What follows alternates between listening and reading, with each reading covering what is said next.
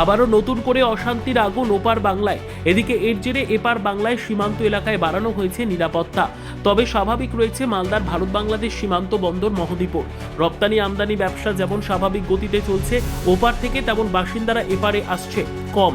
তবে ভারত থেকে বাংলাদেশে ফিরে যাচ্ছে বাংলাদেশিরা। তারা জানাচ্ছেন ঢাকায় গন্ডগোল হচ্ছে, রাজশাহী এবং শিবগঞ্জ এলাকায় তাদের বাড়ি, সেখানে কোনো গন্ডগোল হচ্ছে না।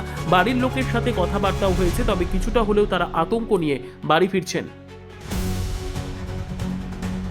কেন যাবেন ওখানে? আমার বড় আব্বার বাড়ি। আত্মীয়। হুম, বর্তমানে যে বাংলাদেশের যে পরিস্থিতি হয়ে আছে, হুম, হ্যাঁ, হুম।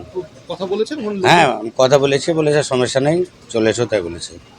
মানে ঝামেলাটা বলে রাজশাহীতে না, ঢাকাতে ঝামেলা। এখন বলছে ওরকম কিছু সমস্যা নাই, চলে এসো তাই বললো। বলছি চিন্তায় আছেন যে যাবেন তো, এখান থেকে অনেকটা যেতে হবে তো। হ্যাঁ, রাজশাহী এখান থেকে আপনার বর্ডার থেকে 2.5 ঘন্টা লাগবে বাসে যেতে। চিন্তা নিয়েই যাচ্ছেন? চিন্তা বলতে গেলে ওখান থেকে বললে কোনো সমস্যা নাই তাই বললো। কোথায় গেছিলেন? আমরা বেঙ্গালোর গেছিলাম। কে কে গেছিলেন? আমার মেয়ে, জামাই আর আমি।